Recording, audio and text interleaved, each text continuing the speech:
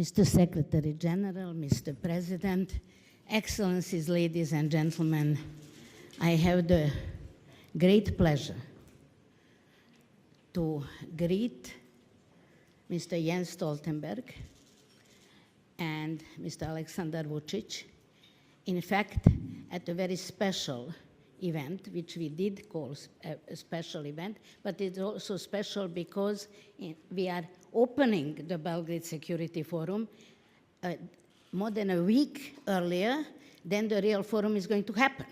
So, of course, we managed to confuse a lot of media with when, what are we doing? Well, this is a special event of the Belgrade Security Forum, and we are using the opportunity that the Secretary General of NATO is visiting Serbia and to have this conversation with the two of them in order to, in fact, enhance the basic idea. Belgrade Security Forum was founded 8 years ago. 7 years ago, this is the 8th forum. It is an annual event, and it is devoted to one basic idea, to make Serbia and the region part of a general debate about major issues related to security and international relations, and in the same time, to bring that debate home.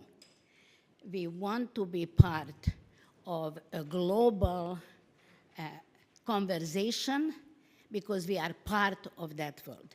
That's the basic idea Belgrade Security Forum is all about. We are nourishing dialogue. We are nourishing different views to meet at this podium, and today we are very, very happy, as I already said, that we'll have a conversation between the two of you. We all know that the relationship with NATO and Serbia is a complex one, with some difficult episodes, with some difficult events, but in the same time, we have a long-standing cooperation now, and it is developing by day. This is why you are here. And I think that this cooperation, this conversation is extremely important. Belgrade Security Forum is cooperating with NATO through the Public Diplomacy Division for years, and I want to thank them and the NATO office in Belgrade especially, because that cooperation, in fact, made possible that 3 years ago we had Mr. James Apaturai having a conversation with Mr. Ivica Dačić, our Minister of Foreign Affairs. Yes, last year it was Rose Gottemiller and Ana Brnabić, and this year we have you. So we are climbing the hierarchy, as you can see. My personal note that I would like to add to this conversation is that you are not the first Stoltenberg at the Belgrade Security Forum. 3 years ago, we had a special guest, your father, Thorvald Stoltenberg, who received the honorary citizenship of Belgrade as a proposal coming from our forum. And I must tell you, we share your sorrow, but we also for losing him this year and your families. But in the same time, I want to share with you a moment of joy. Having Mr. Stoltenberg with us was a real moment of joy for, I think, every single person who participated in that event. My first question, and by the way, I have to describe a little bit our idea how to, in fact, have this conversation more dynamic. I will have 3 questions, the same for Mr. Stoltenberg and Mr. Vucić as our guest. Mr. Stoltenberg will be the first to answer. And my first question is related, in fact, to the main purpose of your visit. You just came back from the exercise, very important exercise, bringing, in my opinion, a new input, a new picture to the Serbian audience about NATO-Serbia cooperation, and I would like to hear your first impressions of the exercise. My impressions about the exercise are very good, but before I say some more words about that, let me just thank you for your kind words about Torvald, my father. As you know, he was a very devoted friend of this region of Serbia, and he was extremely honored when he received this honorary citizenship of Belgrade. And actually, I have learned a lot from him because he taught me the importance of having friends many places in the world, but especially that we maintained our very close relationship as a family to Belgrade and to Serbia, because as many of you know, I spent my childhood here in Belgrade in the 1960s. Then the exercise. The exercise is very important for at least two reasons. One is that we are strengthening the capacity of Serbia, of NATO allied countries, of partner countries, almost 40 countries, around 2,000 personnel, to work together in addressing natural disasters, the consequences. Earthquakes, forest fires, floods, and these are the kinds of natural disasters we have seen in this region, but also in other places in Europe. And with climate change, we also need perhaps to prepare for even more of these kind of natural disasters, at least some of them. So it is important to bring countries together, enable them to work together across borders, but also to bring military and civilian capabilities together, personnel, equipment, so they really can mobilize the full capacity or the full strength of societies when they respond to natural disasters. So that's the first reason why this exercise is important. But the second reason is that it shows that NATO and Serbia are working together, that we are strengthening our partnership. And I think the best way to show that we are good partners is not through speeches. President Vucić and I, we are able to speak for a long time, both of us, and we are good friends. But of course, the speeches are important, but even more important are actions on the ground. And the exercise shows that when we speak about partnership, Serbia, NATO, it's not only words, but actually also deeds. And therefore, I'm extremely glad to be here together with the President and to open the exercise together with him. Thank you. Mr. Vucić. Thank you. First of all, once again,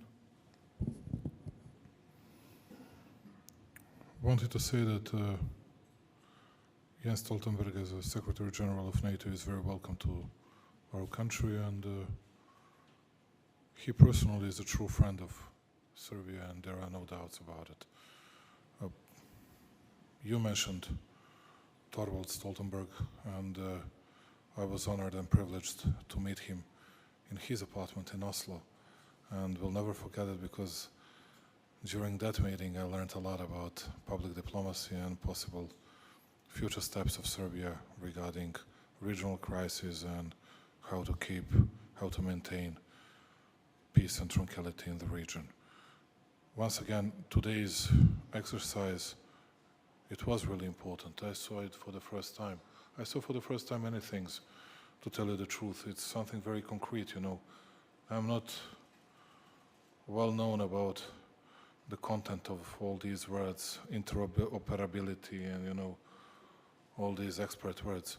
But today we saw how our people from an entire region and Europe-wide, even worldwide, can be helpful to each other in a very difficult and under the very difficult circumstances regarding forest fires, floods, car accidents and everything else. And we saw it in a very concrete terms, and as a matter of fact, it helped us a lot to realize what we as a Serbia need to do in the future, what we should, how we should, and what we should do regarding the new equipment for our forest fires or for our guys that are saving lives in the different car accidents, you know. And at the same time, what was the most important all those 2,000 people from 38 countries. They were living together for several days. They were learning from each other. They were creating friendship between themselves. And thirdly, which is maybe the most important, for the first time, some of our people learned how you can use artificial intelligence, how we can use science for peace and security. That's the name of a program that we have with NATO, because people mainly think that that when you speak to NATO, it's always about, I don't know, F-16 or what kind of tanks. No, it's about something more important. And for the first time, we realized that if we call someone in the region for help, for assistance, that we can immediately know where every single rescuer is, and that's what we can do together. We couldn't do it so far, and now with NATO support, with their programs, with their plans, with this kind of cooperation, we can deliver it to our own citizens, and that's the real news for us. And these kind of concrete actions, as Jens said, they speak more than all our words. And I thought and I saw for the first time, people from Bosnia, they were all together from Republika Srpska and from the other part of Bosnia, Federation of Bosnia and Herzegovina. And they were all satisfied that they were here together. And we learned a lot from them. And I think that they learned something from our people. It will enable us to improve our deliverance in the future and to save more lives of an ordinary people. That's the main purpose. That's why I am very satisfied. And on the other hand, the visit of Jens has been always very successful, because he is very smart, in a way, politician, not only a professional as the main person of NATO. He knows how to send the very best messages to Serbian people. Not only that it's very obvious that he likes this country, but he was saying very important words about 1999, expressing his deepest condolences to our civilian victims, and which was received I think in a very great way by our people in Mladenovac as well. Sorry that I took a lot of your time. It was very important for us, and we really appreciated the role of Jens and the role of NATO in this situation. I very much hope that this exercise will help both further cooperation, but also mutual understanding about what this cooperation is about. My next question would be in a different direction. You already mentioned climate change, natural disasters. President Vucić mentioned artificial intelligence. There are so many global challenges to security these days, and unfortunately it seems that we can't talk about the decrease of those challenges. On the contrary, what do you expect as a response? What can be done within the NATO and broader and beyond in responding to all these major challenges? I think the most important thing we need to realize is that the future is very hard to predict. That has always been the case, but perhaps even more so now. So I'm always very skeptical when I listen to people that tells me what will happen in the future, because they have normally been wrong in the past. When I was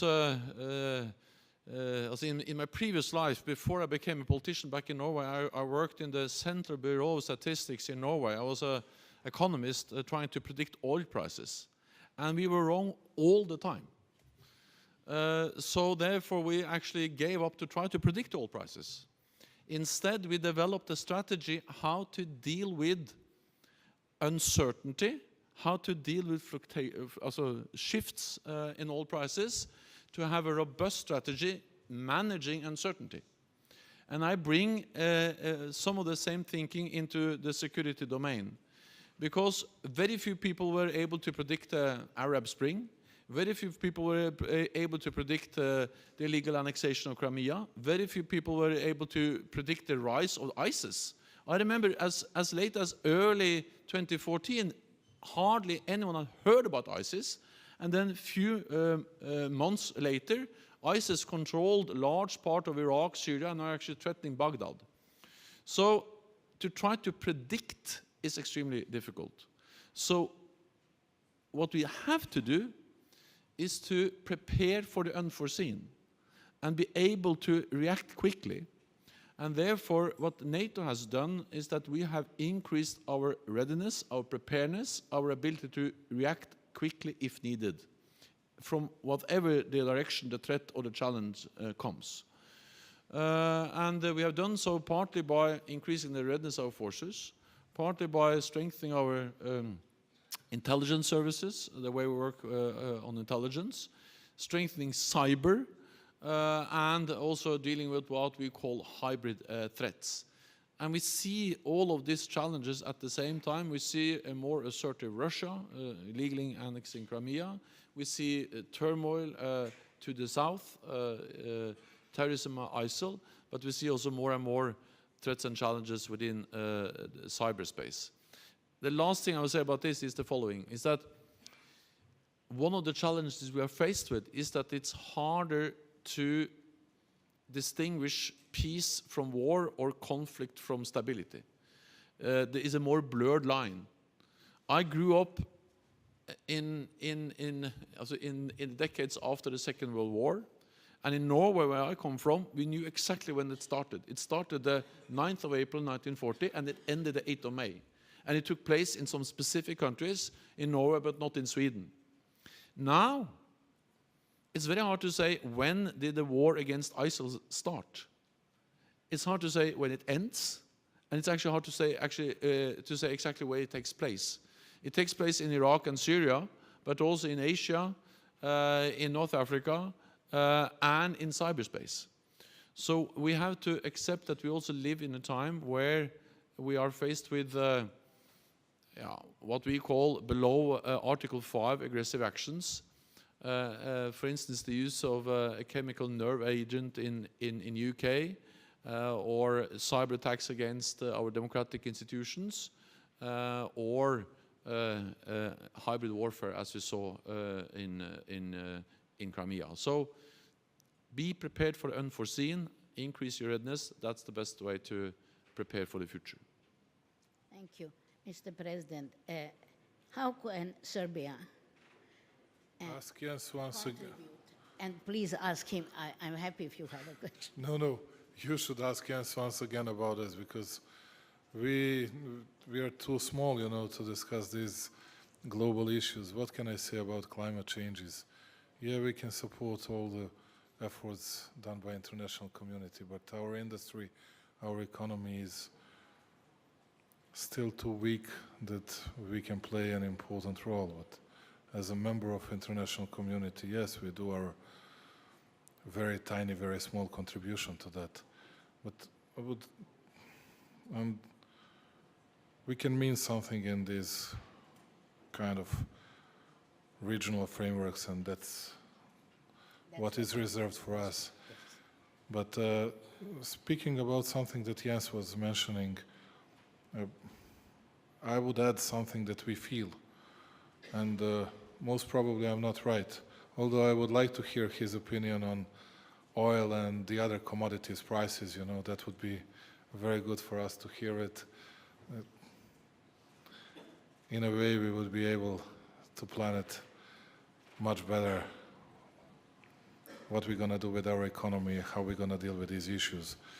But I absolutely agree with him that tackling uncertainty and possible instabilities are the main tasks of, let's say, NATO, but big countries, big powers all over the world. For us is to avoid regional clashes, to maintain tranquility and peace within the region, which is the real prerequisite for the economic progress. Otherwise, we wouldn't face it, and our citizens will be less and less satisfied. And in that sense, I see a lot of challenges in front of us in the future, and it would be great if I would be wrong, and Jens is right, we are very often wrong. I still have some concerns, and but anyway, I wanted to, what I said to Jens today, privately or a few days ago, doesn't matter. There is something that I guaranteed him, and I guaranteed our citizens and an entire Europe and world as well. We'll do our best as Serbia. Absolutely will invest huge efforts into maintaining peace and tranquility, which means that we do know what was done to us, what we did to the others, and we need to skip and to avoid the same types of mistakes from the past, taking care of our future in a very rational way, although it's not going to be easy because we're just entering a new era of emotion spreading and emotion selling, and that's one of the reasons why it's going to be a lot of situations deteriorated, not improved. But anyway, we'll do our best to carry on dialogue with Pristina Albanians. We'll do our best to establish better relationship with new Bosnian leadership. And I think that there is no doubt that we'll have to have better relationship with Croatia. That's something what we can contribute to. It's not big, it's not that important in a way that Jens was stressing about all the other big players. And one small thing would just add to everything that Jens was speaking about. I'm a bit afraid of the global situation because nobody's really listening to anyone in the world. And there is no real hierarchy in the world. Everybody is doing everything in accordance only with their own interests, and it's a bigger political mess than ever, although no one wants to admit it, no one wants to acknowledge it. But hopefully there are many responsible people that will take care of this kind of uncertainties and big challenges in the future and for the future.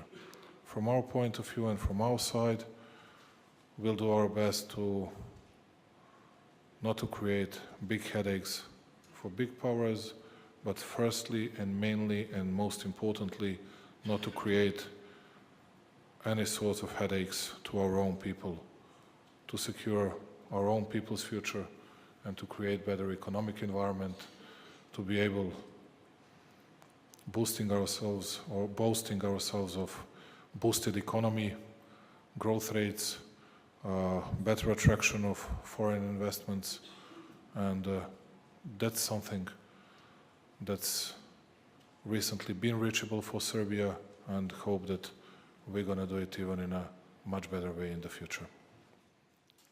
If I can just add an additional question to what you just said. In a number of regional panels, you mentioned the necessity to create a kind of a small, I dare to say, economic community within the region. Where are these efforts at the moment? Do you feel that there is more readiness than there was at the beginning of this debate?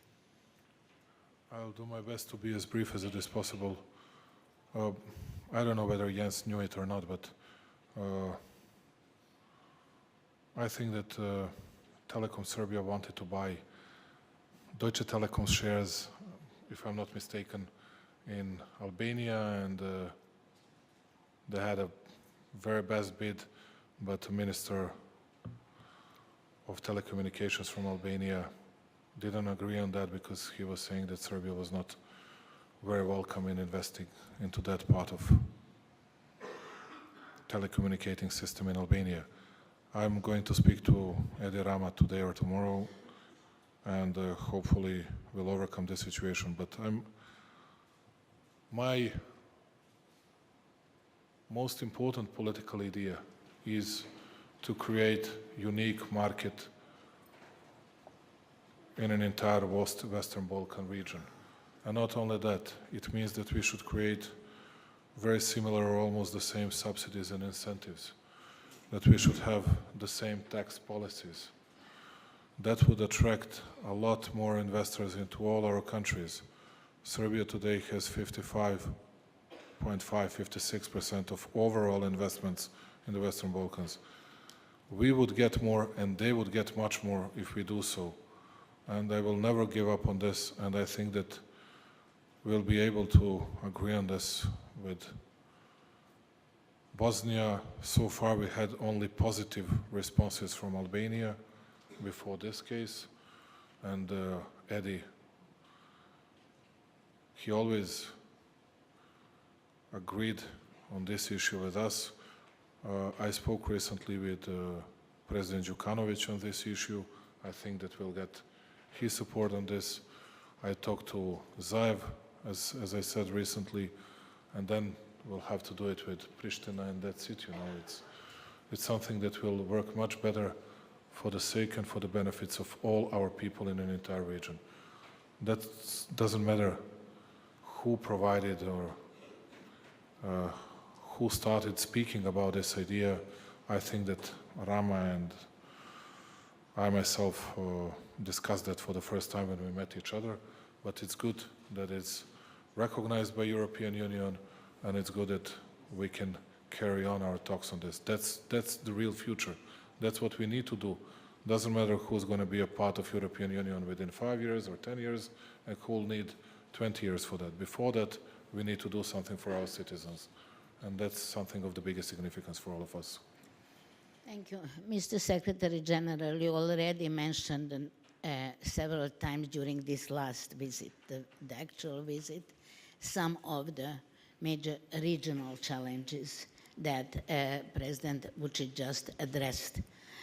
Would you be so kind to tell us a little bit more how you see the region and how you see the challenges within the region and for the region? So first of all, I think it is important to remind ourselves on the fact that this region has come a long way compared to where it was during the 1990s, where we had wars, conflicts, suffering, and really difficult situation. I'm not saying that there are no problems, no tensions, no challenges, but I'm only saying that not so many, a couple of decades ago, the situation was much worse and dangerous not only for the people in this region who suffered and were killed in conflicts, but also for the rest of Europe, because instability in this region is also, of course, a great security risk for the whole of Europe and for actually the whole of NATO. So let me start by recognizing the progress. Also, the encouraging signs we see when it comes to economic developments, at least in parts of the region, because the progress, both when it comes to security, stability, and economic growth, is uneven. But in Serbia, for instance, we have seen stronger economic growth. We have seen some strong and important reforms. We have seen an improved fiscal balance, which is extremely important, because without managing the fiscal balance, the debts, then any country will really sooner or later end into deep troubles. So, of course, there are economic concerns in Belgrade, as it is in any other capital of Europe, but I'm encouraged by the progress and the determination and the leadership of Aleksandar in continuing to pursue these reforms and to modernize Serbia. Good for Serbia, but good for the whole region and good for Europe. Then I also welcome the ideas to have a single economic, also to open up the economies and to have perhaps a kind of more integrated economic market. And the more progress you can make on that, the better, both for the economy but also for security. because I strongly believe that trade, economic relations also creates more trust, more interdependence, and by creating that, the foundation for nationalistic rhetoric or for mistrust or distrust is weakened, because economic cooperation, trade, investments actually increases trust and interdependency, and that also helps to reduce security risks. Of course, the easiest way to achieve that, the single market, is to join the EU. So therefore, I really hope that Serbia and other neighbors in this region will succeed in joining EU. I can say that because I actually tried to convince Norwegians to join twice, and I was not successful. Norway is the only country in the world which has negotiated an accession treaty with the European Union and then voted it down in a referendum not only once but twice. So if you can succeed what Norway didn't manage, then good luck, and I really hope that you will succeed. NATO has of course a presence in this region. We have a history here. As we have a history here, the first time actually NATO went into military operations beyond our territory was in the Balkans in the 1990s, helped to end wars. We continue to have a presence here, different kinds of presence. We have presence in Belgrade, in Sarajevo, in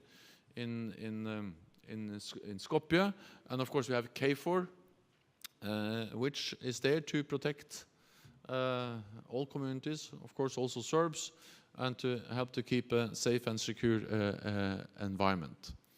Then, what concerns me, despite all this progress, because there is progress, is of course the tendencies we see to return of very strong nationalistic rhetoric. That's not good, and that can again bring us back to situations we very much have to avoid going back into. And then, you know, it's only the people in this region, in Southeast Europe or Balkans, which can solve the problems of this region. It cannot be solved in Brussels. We can help, we can assist, we can perhaps give advice if you ask us for advice, but we cannot solve the problems of this region. They have to be solved by the people here. And therefore, I urge calm and restraint and not return to nationalistic rhetoric. Then some people ask me, is it possible? Yes, of course it's possible. Again, I use my own country as an example because that's the country I know best. But you know, since the Viking era, and for centuries, we used to be in war with each other up in the Scandinavian country. We fought each other all the time. We were fighting Swedes every, almost all the time. And they fought us. And we were ruled by partly by Copenhagen, partly by Stockholm, and it was really the Nordic territory, the Nordic countries were actually the part of Europe where you had the highest number of wars for many centuries. Now we are the best friends. We make a lot of jokes about Swedes. They make jokes about us, but we are the best possible friends. So if Swedes, Danes, and Norwegians can become friends, of course the people of the Western Balkans can become friends. So just continue. Make progress, work with your partners and your friends and neighbors, and then this will be a very prosperous and peaceful part of Europe. Thank you. There are many people who believe that, in fact, the Nordic model is the model we should follow, the Nordic Council, and even your effort to have a joint security strategy for that region. Mr. President, would you like to comment? It seemed to me that you would. Yeah, there is only one problem. There are no jokes between Serbs and Croats, let's say. No jokes at all. But anyway, hopefully there would be a lot of jokes between us. There are several challenges in front of us. The biggest challenge, as it has always been, economic challenges we have already, in a way, taken care of. And if we'll be able, as I said, as a prerequisite for that, to maintain peace and tranquility, it'll be only better and better. Secondly, we have huge problem in our relationship between Belgrade and Pristina. We have different stances, different attitudes over several incidents that occurred in Kosovo recently, and I discussed it, had a chance to discuss it with Jens for several hours, and we cannot agree on everything because we are in a different position. But what we agreed on, what is very important for all of us, and particularly for Serbia, for me, is the fact that we agreed that if there is going to be any kind of possible challenges, possible incidents, possible mutinies, unrests, whatever, that we should immediately contact each other, that I'm allowed to call Secretary General immediately and he'll respond to me, and have to say that I'm profoundly grateful to him, because the easiest part for me to contact someone during that latest incident in Kosovo was to create that contact with Jens. And to tell you the truth, it was easier to contact Americans than at least some of Europeans. And I'm very thankful to Jens that he was not hiding himself, as many people were doing so, because nobody wants to take responsible decisions, you know, when you face tough situations. But someone has to do it. Someone has to deal with difficult situations. Someone has to make decisions. Otherwise, we can lose everything within few moments.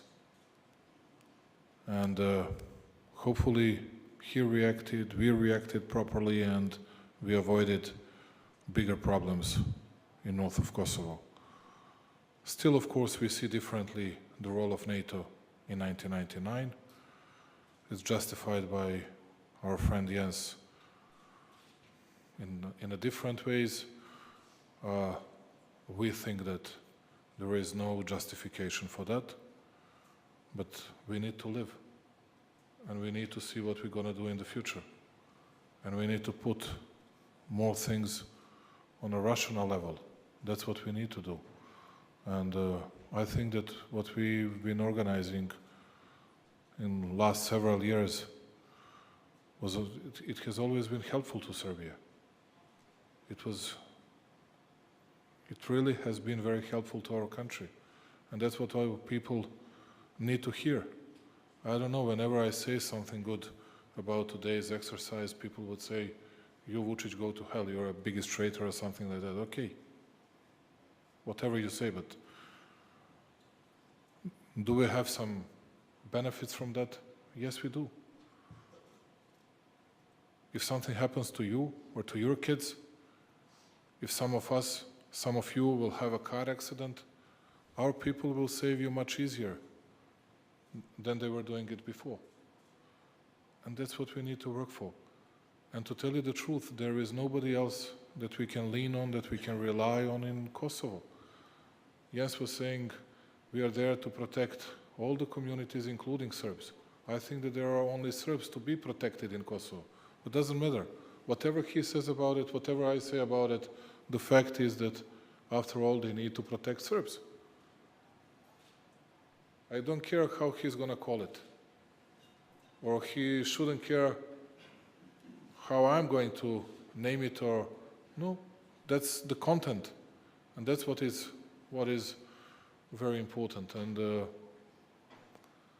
tell you the truth, since we talked about this and since we established this kind of our mutual arrangement, how we're going to call each other, how we're going to contact each other, how we're going to communicate in the future, I feel much better.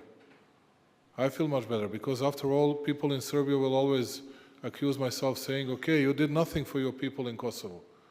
You did nothing to secure them. And security and safety issue are the most important issues for our people in Kosovo. And now I feel better, you know, at least I know that I'll always be able to reach him, and then we can analyze, then we can put different views on the table to analyze what was really happening, whether our estimations or their assessments were right, or were wrong, or vice versa, or quite the opposite, doesn't matter. That's what we need to do, and I hope that will calm down the situation in Kosovo, particularly among the Serbs. I cannot tell you how people were frightened in the last several days, particularly after very new threats that were coming from south part of Mitrovica, and I think that people in Kosovo feel at least a bit safer today than it was yesterday. Speaking mainly about Serbs, and thank you for delivering these good messages. We'll have a lot more challenges in the region. It's not an easy situation for you, for us. We always support our neighbors in Macedonia. Speaking about Bosnia, hopefully we'll have good relationship. We'll improve our relationship with Bosnia. I really hope so. But as Jens said, nobody knows what future will bring to us. But anyway, that's what we need to work on very hard, to invest a lot of our efforts. That's what we will do. And what I, once again, can guarantee him and can guarantee to my people, to our people, it's that we'll do our best to refrain ourselves of all stupid, either political, either other different moves in the future. We'll do our best to keep and to maintain peace and tranquility. That's must do it for us. That's the main prerequisite for the progress in all the other areas. Thank you. Thank you both. If you agree, I would like now to see whether there are some questions from the audience. Our time is very short, since both of you are to fly out of Belgrade in a very short time. Questions?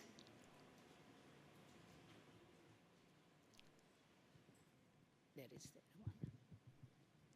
one. Hello, Jelena Milić, Center for Euro-Atlantic Studies, Belgrade. First of all, huge congratulations to all organizers of this event. As Mr. Licht pointed out, it's not just this one event, it has been a series of high-level important events which definitely have helped understanding of Serbia public, of significance of Serbia-NATO cooperation. Of course, I would like also to use this opportunity to commend President Vucić for some recent steps towards political West and NATO that somehow has fell below the radar of the global pundits who are discussing Serbia and the region recently. Secretary General, your kind words and apparently your understanding and respect for our military neutrality are very well received in the Serbian media, at least in the period when you are around. Serbian media has these days also been highlighting the fact that you are by no means interfering in Serbian decision-making process, which they find as a very important. But there is a period when you leave Belgrade, another 360 years per year living in Belgrade. And during this time, I suppose all of you are fully aware, there are other trends going on in Serbia.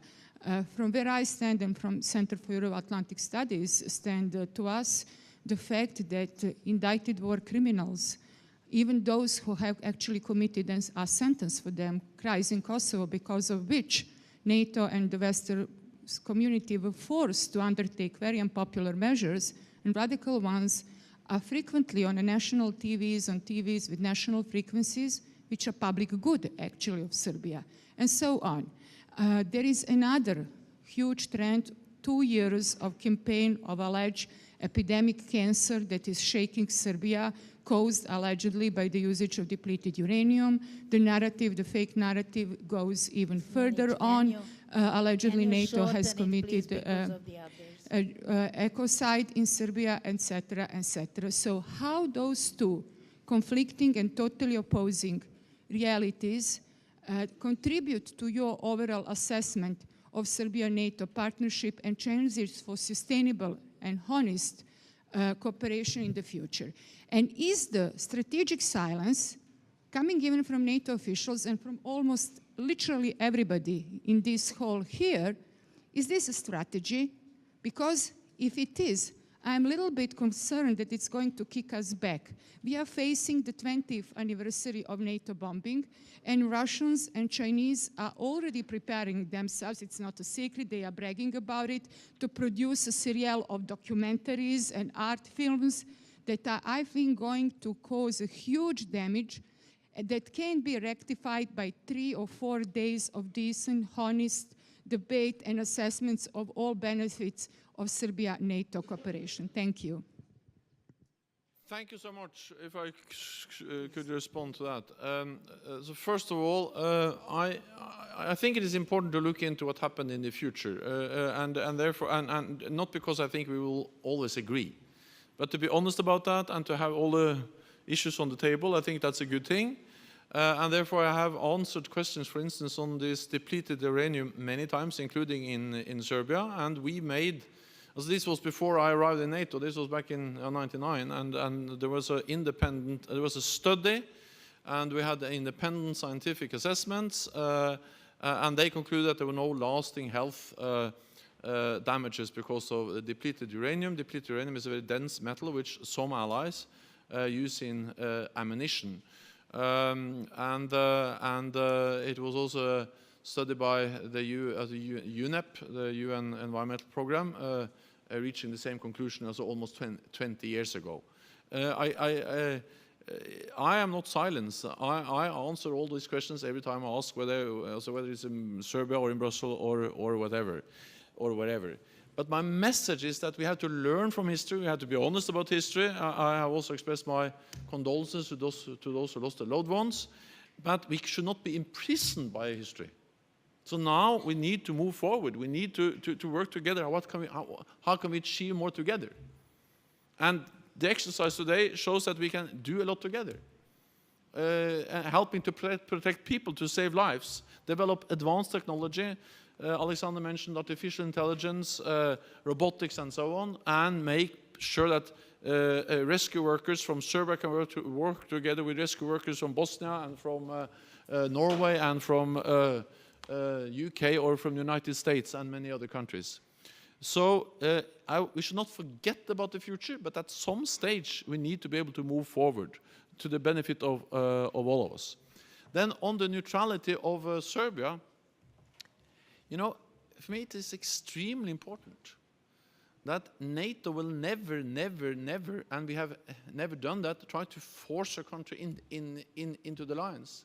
We totally respect nations when they decide not to become members.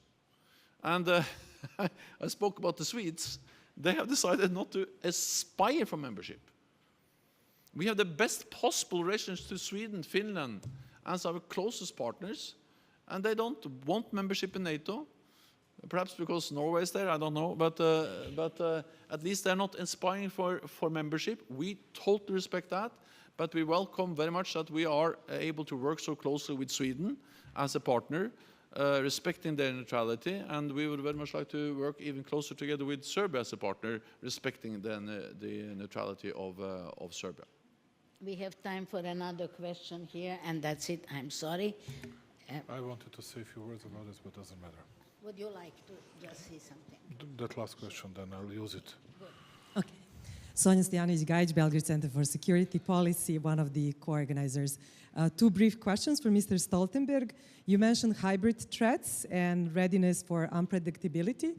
So I'm keen to know, are there also efforts to preserve democratic control over security sector in response to the hybrid threats in NATO, since NATO is a community of values and democracy is one of the values that are protected by the alliance. So how to balance readiness to respond to hybrid threats and protection of democratic control. And the question for Mr. Vucić is, have we explored all the possibilities for the maximum of cooperation within the military neutrality, or there are more areas where we can explore cooperation? Thank you. So democratic control is fundamental for NATO always, and that's one of the issues we are very focused on when new allies, new nations join the alliance. So when NATO has gone from 12 members back in '49 to when we were established to 29 today, democratic control over the armed forces has been one of the key criteria that has to be fulfilled to become a member of NATO. So, for instance, I worked closely with Montenegro, democratic control of the armed forces, but not only the armed forces, but also the security services in a transparent way is a key criteria to be able to join NATO. And of course, to uphold this also for NATO allies when they are members of the alliance is also key. I think it's absolutely possible to reconcile the need for democratic control with high readiness. Because this is about making sure that we have clear rules of also guidelines and instructions for our armed forces, how to react, and also, of course, to report, and also make sure that the important decisions on when to deploy forces and so on has to be subject to political decisions. So for me, there is no contradiction between high readiness and democratic control. That's something which is absolutely possible to have at the same time. As I already said, we are in a final phase of regarding that IPAP between 2018-2020, and there are a lot of things to be done in improving our military cooperation, and there was a lot of stuff on the other sides from different programs to be done jointly with NATO. And we'll do our best to secure the very best results in that sort of cooperation. I wanted just to refer to something what was said by Jelena Milic, and it's not a response to her. She knows that at least I always listened to her and always wanted to hear what she had to say. You see, in an entire region, we face a process, and it's not a process of improving our economic cooperation. The main process that is happening, and everybody's silent about it, it's self-victimization on a daily basis. Wherever you go, doesn't matter which part of which country you take, you just listen about the crimes that were committed by the other sides 20, 30, 50, 70, I don't know how many years before this time and in the past. And when you face this situation, it's not always easy to respond it. And we do our best to refrain ourselves, which is not always the case, that we are successful, but we do our best to keep things on a very low level, not to respond, or when we respond, to respond properly. Is it always like I say? No, it is not. But at least we do our best to do it this way. Wanted to say something about war criminals that you mentioned, that they are appearing somewhere in the medias. Whatever you might say, some people serve their sentences. But at the same time, those people didn't become ministers, prime ministers, presidents, or our advisors, which has been the case throughout the region. And no one is saying that to any other countries and to all the other people, because some of them would find a formal reason to reply to the Serbs. They would say, okay, but you know, the other court, or the higher court, denied that first-degree verdict, and now all of a sudden they all became nice guys. Or you know, they unfortunately killed all 18 witnesses. There is no single one that would testify about some people's terrible crimes. And that's it. And now they can do whatever they want. They can have, they can be, and they can take the most important posts in their countries or so-called countries, doesn't matter. But in Serbia, although they don't occupy any single important post in this country, that becomes the biggest problem. And that's not the biggest problem. The biggest problem is whether all of us in the region, and I'm referring to our friends in the region, whether we'll be able to overcome all terrible events from the past, because it's about us. It's not about Americans, Canadians, Chinese, Japanese, it's about us. If we don't do that, you'll always have response from the other side. And then I was listening to the stories about Serbia's interference into Bosnian election. And I didn't go for a single time. At least in last 1 month, I didn't receive even Dodik here. He used to be the president, he is still the president of Republika Srpska. But you know, when someone from European Union goes there, even if that was a Croatian prime minister, who reacted? Was there anyone that said something bad about it? If I was going there, media from all over Europe would hang me, literally. If that was the same or worse done by someone from European Union, doesn't matter, that's okay. That's that sort of hypocrisy that we are facing with on a daily basis. And that's why we need to resolve it differently, to be very sincere, to say, okay, that's the problem in Serbia, let us resolve it. But we have the same type of a problem or worse problems in this region. And that's what we need to tackle differently, sincerely, honestly, and openly. Otherwise, we would face more problems in the future. And I know that you know everything that I'm speaking about, and I know that most of the other people know this. You know, today or yesterday, I don't know when, I just got that information during our exercise in Mladenovac, that some of our people attacked 2 Serbian citizens, Albanian nationality. And I reacted immediately with the strongest possible words, urging Minister of Interior to resolve that issue immediately.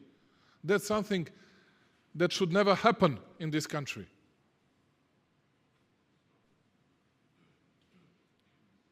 And I'm very sad that I'm leaving to Kazakhstan immediately after we finish this conference. Otherwise, I would go there visiting them. And that's my message to our people. You can be Albanian, you can be Hungarian, you can be Croat, you can be whoever you want. You have to be free and you have to feel free here in this country. And that's what we're going to do. And we're going to secure that environment. And you'll see that we'll find those bastards that were committing that kind of attack. But we need to see that from the other sides as well. We needed 10 days to see the reaction about the guys that were attacking Pupovac in Zagreb, and not to mention the other parts of former Yugoslavia.